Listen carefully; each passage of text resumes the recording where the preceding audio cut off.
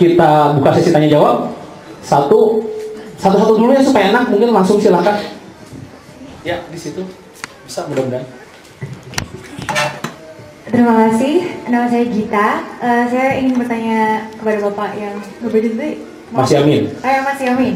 Tadi kalau tidak salah, saya mendengar Mas Yamin bilang kalau Mas Yamin pernah sendiri mengalami kasus seperti yang dijelaskan oleh Mas Doni. Benar? Ya. Nah, maksud saya bukan memblow up, tapi ingin menanyakan bagaimana mengembalikan kondisi mental dan juga keadaan sosial yang sekarang dihadapi begitu. Terima kasih. Oke, terima kasih Mbak Gita. Langsung aja Mas Yamin, kita satu-satu aja supaya. Terima kasih. Sebenarnya itu anak saya sendiri, tapi nggak sampai seperti itu. Jadi modelnya sama. Dia SD, dia tidak punya Facebook bahkan ya. Saya punya warnet dulu. Ini salah satu operator saya juga. Sekarang jadi staff saya bawa.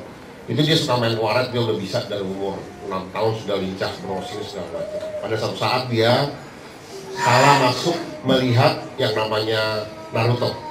Kalau kita searching Google Naruto, coba klik Naruto. Apa yang paling tinggi di atas? Itu Naruto XX. Isinya bukan film kartun. Serius. Isinya tuh gambar-gambar ecchi. Ecchi itu manga, gambar kartun Jepang dalam bentuk porno, seperti itu. Seperti jadi dia kaget, itu saya recovery ada 6 bulan nggak mau pegang internet. Beres, itu masih 8 tahun. Terus ketika umur 11 tahun, 10 setengah, karena dia terlalu cepat sekolah, dia 10 setengah tahun sudah kelas 6. Ya teman-teman sudah 12 tahun, 11 ini masih paling muda. Dia nggak mau bikin Facebook. Nggak boleh maksudnya. Jadi teman-temannya pada bilang, ada tempat les gini-gini loh. Orangnya ngajarin les segala macam, kenal dari mana? Dari Facebook. Ya ikutan. Jadi tidak harus punya Facebook ya Bu. Ingat, cukup satu yang punya, diajak teman-teman di mana.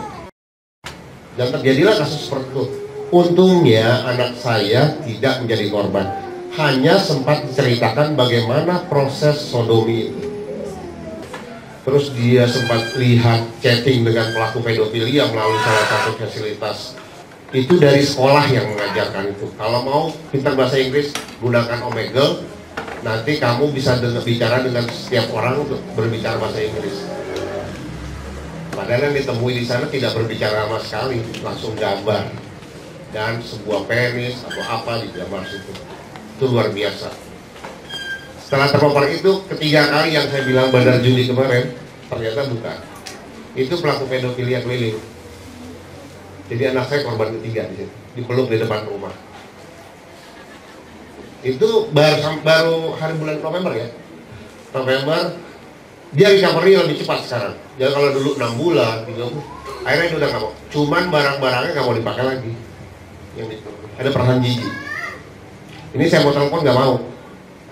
Saya telepon, saya mau pancing, mau ngomong. Saya cuma mau ngomong, bajunya dipakai lagi nggak yang baju pramuka itu? Cuma mau ngomong, tapi dia nggak mau sama sekali. Dia tahu saya ada di mana sekarang, lagi ngapain, jadi dia nggak mau. Dia dari sekolah tadi, saya udah telepon, dia bilang mau, tapi nggak mau ngomong. Dan itu bukan aib buat saya, karena saya bisa berhasil recovery, dan itu kan tidak saya minta ya.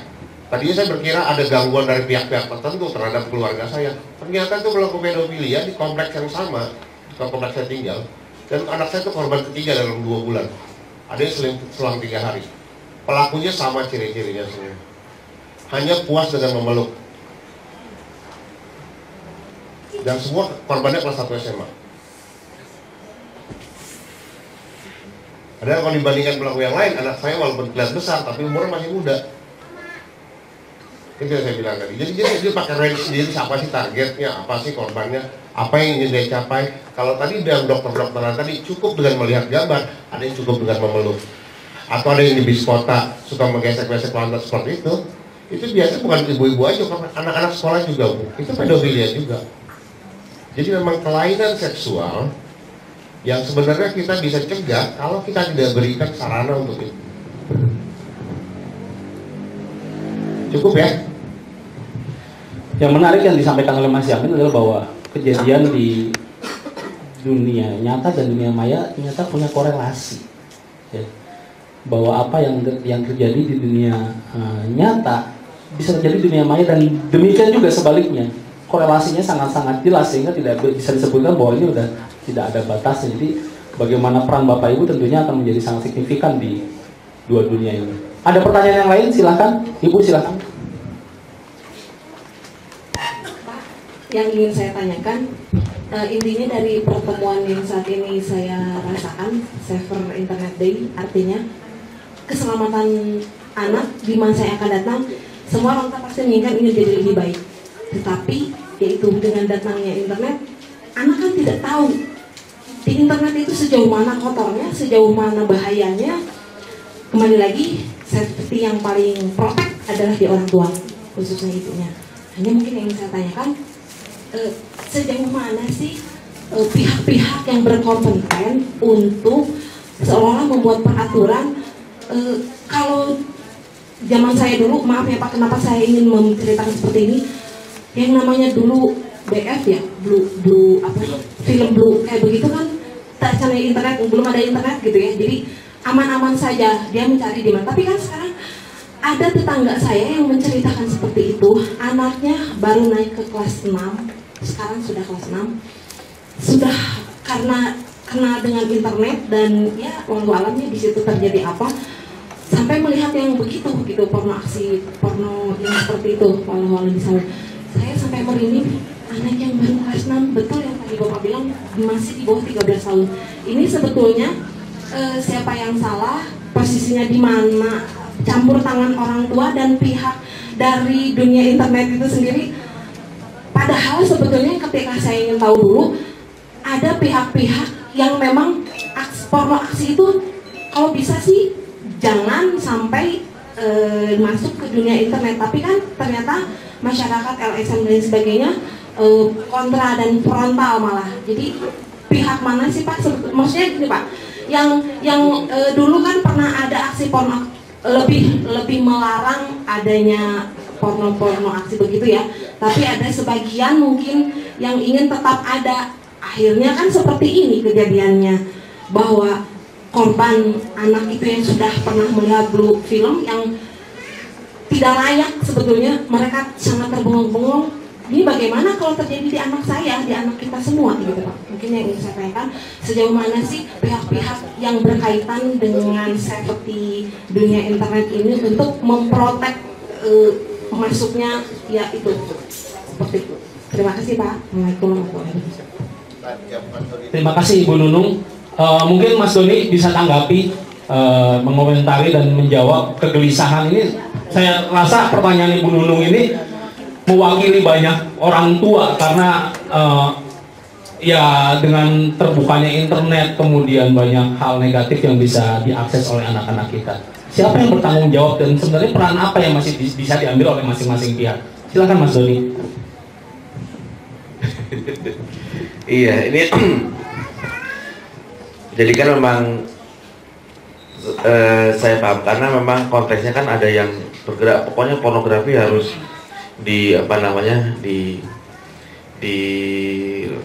dilawan gitu ya, dibasmi.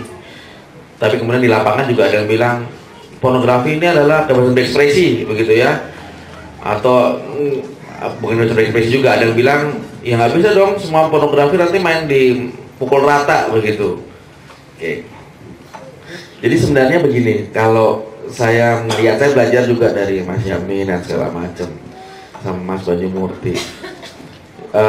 Memang ini ada bukan dua aliran yang berbeda. Ini sebenarnya kalau bahasa ininya tataran apa level ya, bicara di dua dimensi yang berbeda.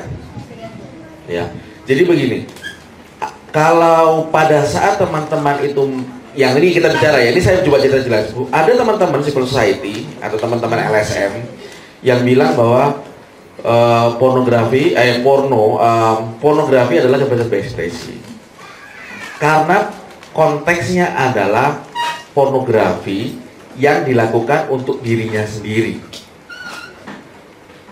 Jadi ini saya tidak dalam konteks, saya hanya menjelaskan, saya tidak konteks membela. Jadi kalau pornografi dia memfoto dirinya sendiri, sekarang gini, adakah undang-undang di Indonesia yang melarang orang untuk mengkoleksi atau menonton film pornografi atau mengakses situs pornografi. Adakah undang-undang di Indonesia yang melarang orang secara pribadi mengkoleksi atau menonton, mengakses konten pornografi sendiri? Tidak ada. Yang dilarang menyebarluaskan, menjembatani, memperjualbelikan, mempertontonkan, membuat mudahnya diakses. Jadi kalau saya mau mengakses pornografi, boleh nggak? Saya sudah umur 39, saya mau mengakses pornografi untuk diri saya sendiri, nggak untuk ini pornografi nih. Boleh, tidak ada undang-undang yang melarang. Nah, ini yang kemudian dipahami bahwa loh, kalau undang pornografi dilarang, hak saya, ini ceritanya ya di lapangan ya, Bapak Ibu, hak saya untuk mengakses pornografi, hak saya dibatasi dong. Siapa itu? Siapa Nawala? Siapa Kominfo? Siapa itu? Saya suka-suka saya. Saya tidak mempertontonkan kepada ini, tidak segala macam. Nah, di situ kemudian terjadi irisannya. Loh, kalau misalnya saya mau akses pornografi, tiba-tiba semua konten difilter sama Nawala, misalnya atau difilter sama Kominfo, saya harus nuntut kemana supaya saya butuh konten pornografi buat saya sendiri, tapi diblokirin. Kamu mengganggu hak saya dong. Nah, diskusinya di situ. Di sisi yang lain bilang, loh, kalau pornografi ini tidak dibatasi, ya kamu bisa mengakses. Tapi kan berarti orang lain, anak-anak usia umur di bawah juga bisa mengakses dong, berbahaya dong. Jadi irisannya di situ, itu menarik. Jadi sampai sekarang memang itu masih masih bukan pro kontra di pornografinya. Kalau saya semua orang tua sepakat, pornografi untuk anak-anak, apalagi yang melibatkan anak-anak sebagai modelnya, atau yang diakses oleh anak-anak di bawah umur. Kalau anak-anak itu menurut undang-undang perlindungan anak itu yang mereka yang di bawah usia 18 tahun. Jadi anak SMP, SMA itu masih dihitung anak-anak, masih tanggung tua. Pornografi yang diakses oleh anak-anak atau diperankan oleh anak-anak, biar bagaimanapun itu harus kita lawan. Itu jelas, clear. Titik, tidak ada tawar-menawar. Kemudian diskusinya sebelah sana lagi. Bagaimana dengan orang tua yang sudah sadar dan memang juga tidak juga tetap bisa mendapatkan haknya untuk akses pornografi. Nggak ada undang-undang yang melarang itu. Nah, ini jadi dialognya seperti itu. Akhirnya gimana caranya? Nawala ini adalah yang paling, nanti kalau saya bilang paling keren, paling fleksibel. Paling fleksibel. Gimana? Balik lagi, kalau saya, mohon maaf nih, kalau saya kan perannya orang tua. Begitu orang tua sudah ngeh bahwa oh iya ya, bahwa pornografi itu tidak boleh diakses oleh anak-anak, maka akses di rumahnya itu disambungkan. Nah, itu nanti ada teknisnya. Kalau saya di buku internet saya itu ada deh caranya. Atau bisa nanya Mas Yamin.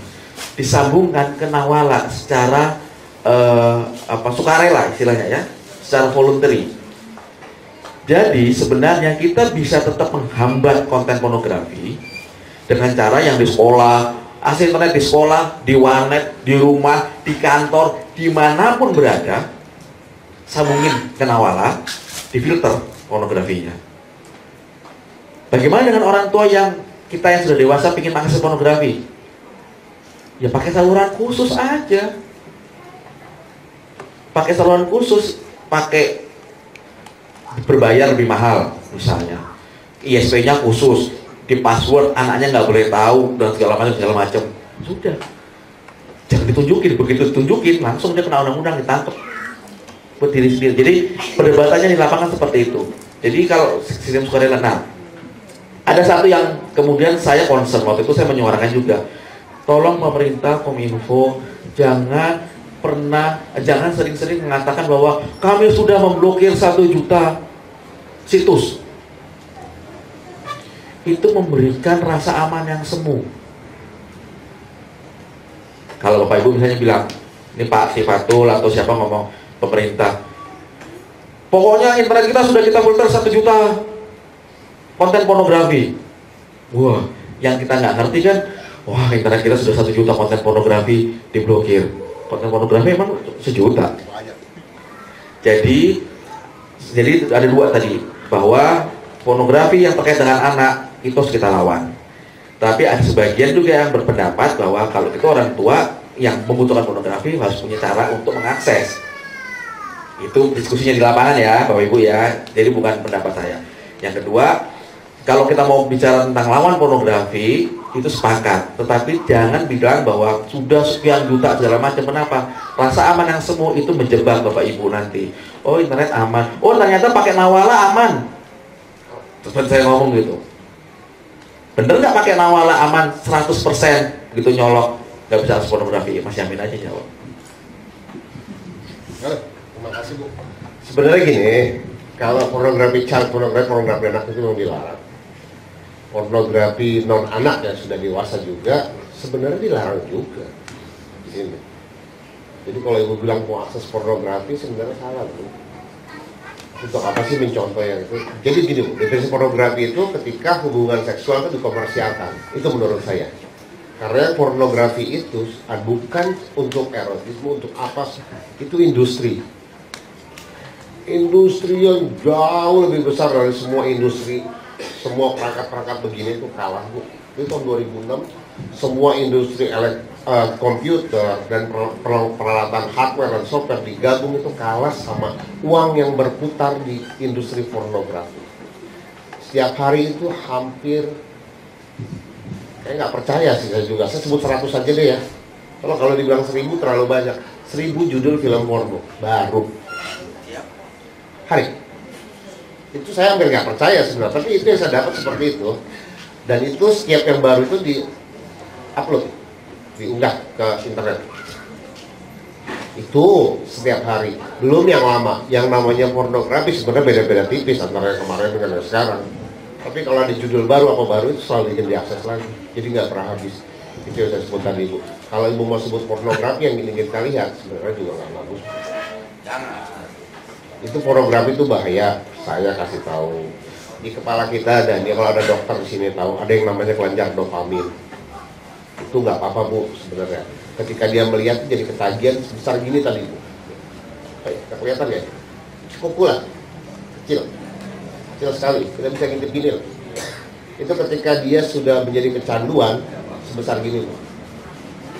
Jadi kalau ibu-ibu sekarang mau atau bapak-bapak di sini mau periksa, silakan scan di apa namanya tuh, yang scan besar itu, CT scan gitu, MRI, seperti itu kelihatan kalau di bagian kepala ada kelenjar itu. Nah, kelihatan terketahuan siapa yang suka mengakses pornografi atau tidak. Itu membesar.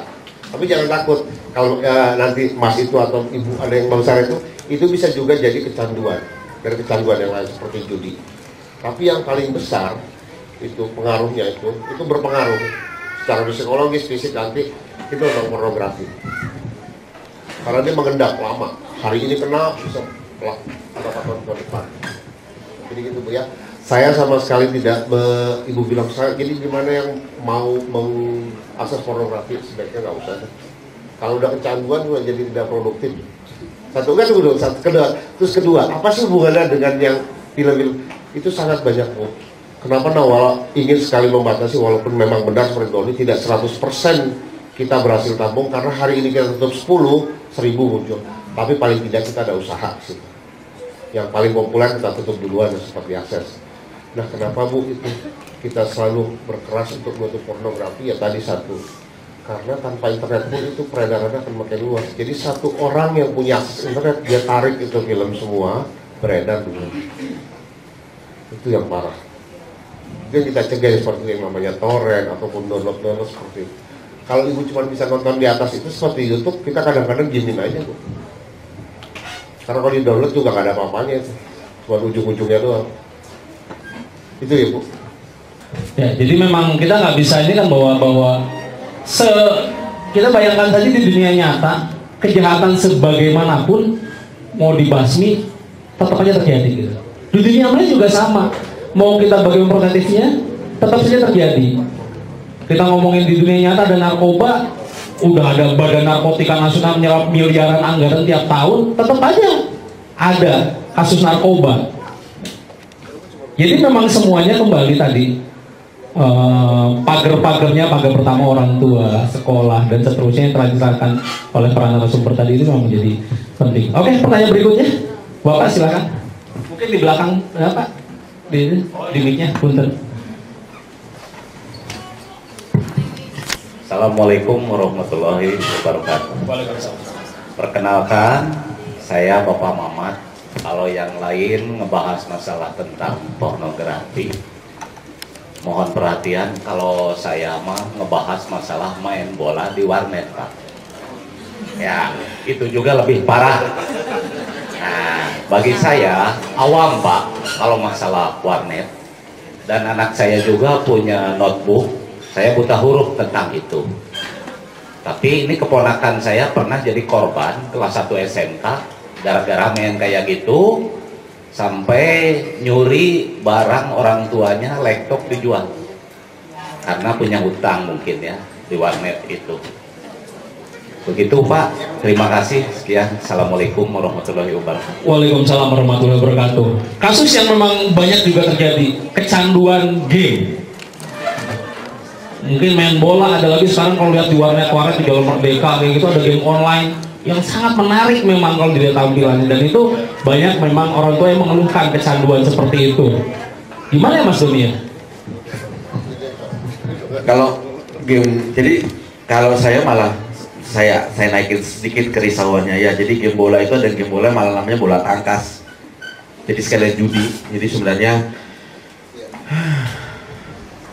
gimana ya? Jadi di internet itu, jadi kita sekarang bisa, ini saya ngomong belak-belakan aja ya, kalau mau judi sekarang gampang sekali. Jadi kalau nggak mau digerebek gitu, pakai di online, di website itu ada banyak sekali pilihan. Kita judi, transfernya pakai BCA, Mandiri dan segala macam. Namanya tebak skor, bola tangkas. Tinggal di apa namanya, tinggal nanti jelang Piala Dunia deh. Itu nanti akan semakin banyak judi-judi online dan mainnya di warnet. Dan itu uang nggak sedikit dan bisa jual laptop dan segala macam. Saya percaya modelnya adalah imunisasi. Jadi dulu saya mengutip Mas Baji Murti, imunisasi. Mumpung sekarang masih bisa ke-handle gitu ya, tidak ada kata terlambat. Imunisasinya tuh apa? Si anak itu nanti akan pelan-pelan lepas dari kita kok. Tarikan teman-temannya kan akan lebih besar daripada tarikan keluarga. Namanya tarikan peer group. Begitu dia SMP, SMA, udah aja itu dia main terus sama teman-temannya. Dari sekarang diimunisasi. Imunisasinya apa? Kalau saya kasih nama, saya dan teman-teman memberi namanya internet sehat, itu semacam imunisasi. Imunisasi internet sehat itu nggak bisa sekali, 2 kali, 3 kali, tapi harus rutin. Sekarang simpelnya begini, Bapak Ibu kan ada kenal, mungkin ada Bapak Ibu guru di sini, ada Bapak Ibu yang di Karang Taruna, ada di PKK dan segala macam. Bapak Ibu udah dapat buku namanya internet sehat, ya. Di buku internet sehat itu ada alamat situsnya internetsehat.org. Bapak Ibu, buku itu gratis. 1. Kedua, itu boleh diperbanyak, boleh difotokopi, boleh dibikin, kalau mau diperjualbelikan boleh. Kalau Bapak Ibu mau bikin diskusi di kelurahannya, di sekolahannya, di Karang Taruna, hubungin saja, ada alamat kontaknya di mana di buku itu. Nanti kita akan kirimkan bukunya dalam jumlah terbatas, tapi kita akan kirimkan, ada buku, ada CD. Jadi bisa bikin diskusi. Nggak mungkin ngarepin relawan TIK, Nawala, atau saya untuk bikin imunisasi di mana-mana. Yang diharapkan adalah, kan sekarang Bapak Ibu ikut, ada bukunya. Kalau Bapak Ibu baca, oh cara-cara menghindari misalnya anak kecanduan itu ada di situ, menghindari supaya anak-anak pornografi ada di situ. Boleh nggak itu buku difotokopi? Boleh. Boleh nggak buku itu diminta file PDF-nya, digitalnya? Ada, bisa di-download. Boleh nggak itu dicetak lagi, terus dipasangin logo, cari sponsor di Bandung, minta Ibu Wali Kota tadi, cari sponsor, pasang logo Wali Kota. Boleh nggak kemudian buat sekolah-sekolah? Boleh. Perlu izin nggak? Enggak. Perlu bayar nggak? Kasih reward? Nggak perlu. Perlu nggak ditambah-tambahin? Misalnya ada sponsorin perusahaan apa di sini, terus mau dimasukin pesan sponsor boleh. Jadi sebenarnya itu imunisasi yang harus kita lakukan bersama. Nah itu sekarang ada Kang Gustaf nih. Ini Kang Gustaf, mohon berdiri punten. Silakan berdiri Kang Gustaf. Kang Gustaf. Nah ini salah satu pelaku, bukan pelaku pedofili ya. Aktivis sosial di Kota Bandung. Tepuk tangan dulu Kang Gustaf, atau mohon datang kan. Dari Common Room ya, ini yang sering keliling sama anak-anak muda di Bandung nih. Sebenarnya dia tanggung jawab untuk pengurusan Bandung, pada apa-apa dia. Jadi itu di Common Room, jadi namanya Kang Gustaf. Itu sering bikin training buat anak-anak muda segala macam. Jadi materinya sudah ada Bapak Ibu, yang bantuin teknisnya ada, yang relawannya ada. Tinggal di kontak, kita bergerak, tetapi inisiatornya, imunisatornya harus Bapak Ibu. Kita menyediakan free. Jadi kita modelnya itu. Jadi Bapak itu soal bola tangkas tadi, bola itu ya tidak ada solusi yang jitu, karena kalau kita kan teknisnya gampang ya, di warnetnya aja pasang anak di bawah sekolah, di berseragam sekolah, di dalam masuk ada foto-foto yang saya lihat anaknya kemudian pakai kaos oblong, kaos dalam dibuka, karena syaratnya cuma itu doang, seragam sekolah.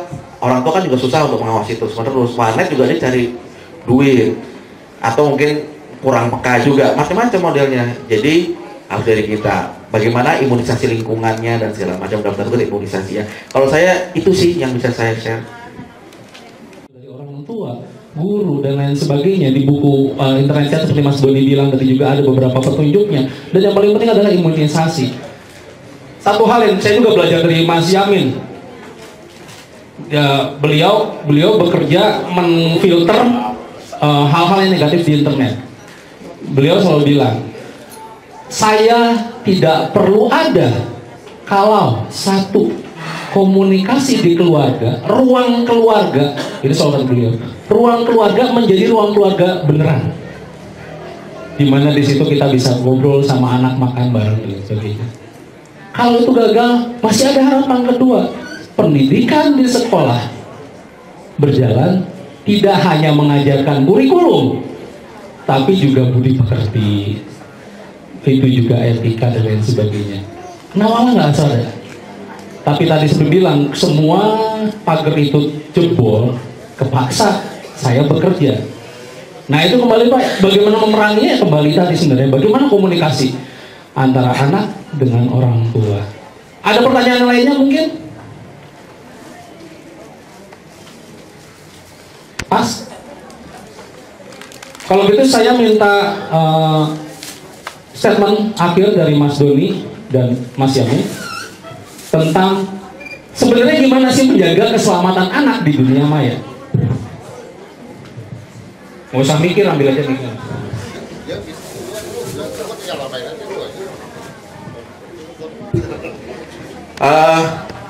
Oke, Bapak Ibu, karena di Bandung ya, saya kan kebetulan di Jakarta, Mas Yamin di Jakarta.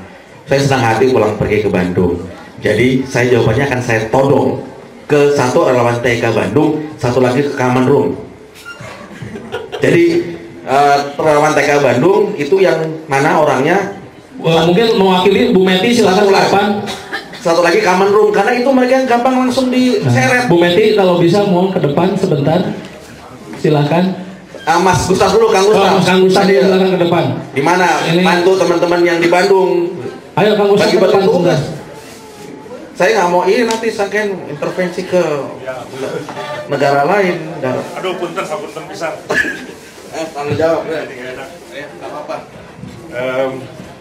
Bapak punten tadi namanya Pak Mamat ya, Ibu Bu Nunung. Bu Nunung, hatur nuhun, terima kasih hapunten pisan kepada penyelenggara. Saya sebetulnya ingin menyimak dan pengen belajar sebetulnya, karena saya kira kekhawatiran Ibu Nunung, Pak Mamat, dan kita semua sama. Saya punya anak perempuan 2 orang, Bu. Yang satu umurnya 7 tahun, yang satu 6 tahun. Dan sejak mereka brojo, atau barangkali sejak mereka ada di dalam kandungan, penggunaan internet dan media digital itu udah menjadi bagian dari kehidupan orang tuanya. Jadi begitu keluar, tumbuh, besar, dan sekarang sudah mulai sekolah di SD, TK, internet dan media digital itu udah jadi bagian dari kehidupan anak saya juga. Nah, yang jadi persoalan, pengaruh-pengaruh buruk dari internet itu juga sebetulnya ada sejak dulu. Kalau misalnya kita bicara tentang judi, pornografi, kejahatan, bahkan sebelum ada internet, yang namanya pornografi, kejahatan, judi, dan lain sebagainya itu udah ada.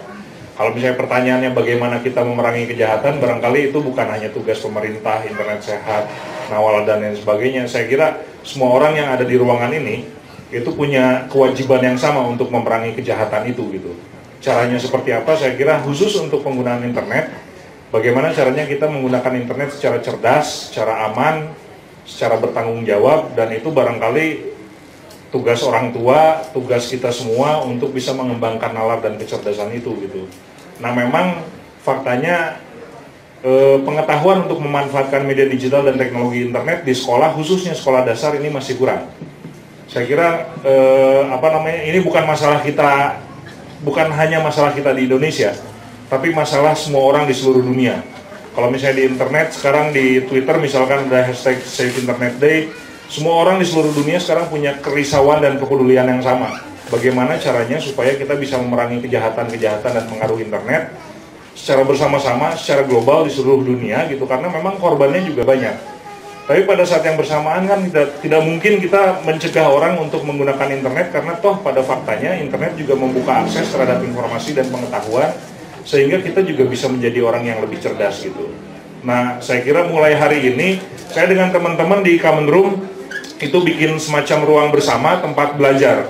Nah, sekarang gimana caranya supaya ruang bersama atau ruang belajar itu bukan hanya di Common Room, bukan hanya di internet sehat, bukan hanya di relawan TIK, tapi di semua rumah warga Kota Bandung itu jadi ruang belajar bersama. Kita bisa sama-sama belajar bagaimana caranya menggunakan internet secara aman, secara bertanggung jawab, secara cerdas, untuk menghasilkan generasi baru yang memang bisa menghadapi tantangan zaman. Jadi jangan menolak teknologinya, tapi tolak pengaruh buruknya. Kira-kira seperti itu. Tepuk tangan buat Kang Gustaf.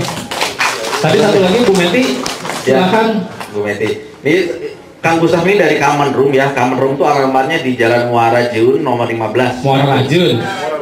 Muara Jiun. Gitu deh. Maaf ya, saya enggak. Itu banyak kegiatan-kegiatan. Jadi kalau mau itu kegiatan-kegiatan publik, diskusi segala macam, itu bisa Kang Gustaf. Nanti juga kita juga bisa sering main ke tempatnya Kang Gustaf.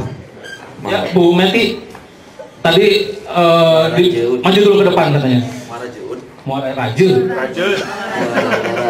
Nomor 15. Rajun bukan Rajun. Nih, mau disuruh apa Bu Meti? Mas Doni. Oh iya, tanggung jawabnya relawan TIK Bandung. Nah, jadi tadi pertanyaannya sebenarnya kan ini gimana jaga keselamatan anaknya Maya, kita dilempar orang tua sekolah. Sebenarnya apa peran yang bisa diambil relawan TIK di Bandung untuk membantu Bapak Ibu ini yang ada di sini? Intinya adalah mengedukasi ya.